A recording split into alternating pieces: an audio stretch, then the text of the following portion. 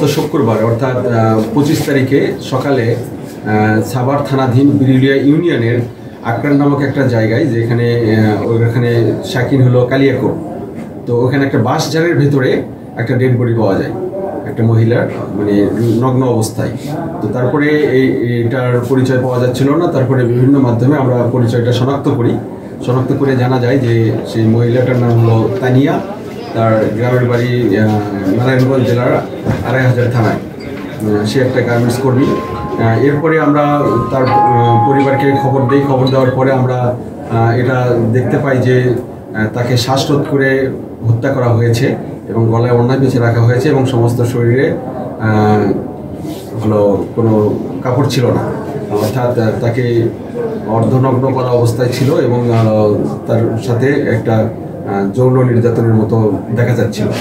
এরপরে আমরা এটা নিয়ে ঢাকা জেলা পুলিশ সুপার জনাব মোহাম্মদ আনিসুজ্জামান স্যারের দিক নির্দেশনায় সাভার থানা টিম, বিশেষ করে বিরুলিয়ার এসআই ওহাব সহ থানার টিমের একটা চৌকস দল এটা নিয়ে কাজ করা শুরু করে দেয়।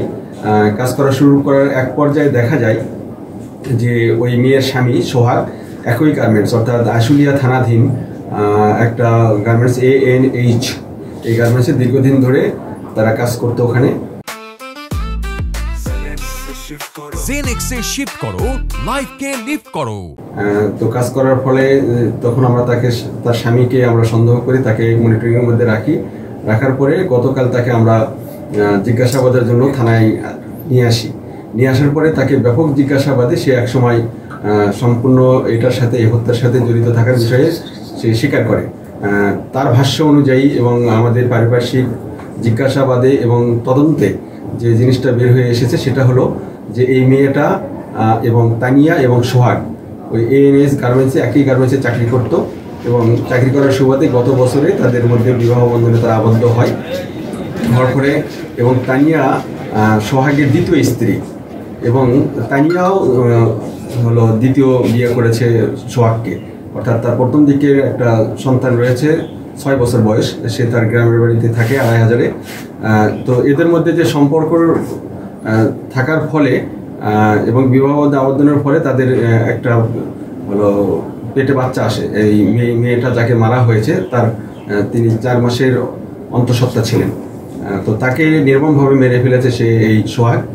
তো এই নৈপথ্যের কারণ যে সেটা হলো তার প্রথম স্ত্রী জেনেছে যে তাকে তুমি আবার বিয়ে করেছো, সেটা বাচ্চা আসছে, এদের মধ্যে একটা দ্বন্দ্ব চলছিল। তখন সে স্ত্রীকে অন্য পুরুষের সাথে পরকীয়া রয়েছে এই রকমের একটা অপবাদ দিয়ে তাকে সেদিন ঘটনার দিনে তারা যে আশুলিয়া থানাধীন একটা বাসায় ভাড়া থাকতো, সেই ভাড়া থেকে তাকে নিয়ে যায় সাথে করে, বলে যে চলো আমরা বেড়াতে যাই 23 তারিখে রাত 8টার সময়। তারপরে তাকে 23 তারিখ রাত 8টার সময় বেড়ানোর নাম করে নিয়ে গিয়ে বিরুলিয়া ইউনিয়নে, অর্থাৎ সাভার থানাধীন এই কালিয়াকৈর জায়গায় ওই বাঁশঝাড়ের মধ্যে সে বলে যে তোমাকে চলো এই ভেতরে নিয়ে যাই। তো যেহেতু তার স্বামী স্ত্রী, সেই বাঁশঝাড়ের মধ্যে নিয়ে যাওয়ার পরে বলতেছে যে এখানে তোমার সাথে আমার শারীরিক সম্পর্ক করতে ইচ্ছে করছে। তো তার সাথে শারীরিক সম্পর্ক করে, যে করে হোক শারীরিক সম্পর্ক করার এক পর্যায়ে সে তাকে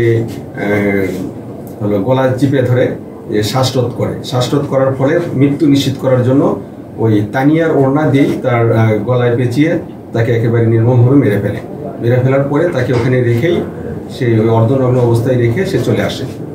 এরপরে আমাদের টিম এটা নিয়ে শারীরিকভাবে তদন্ত করে আসছে এবং সে প্রাথমিক জিজ্ঞাসাবাদে সে সব কিছু দোষ স্বীকার করেছে।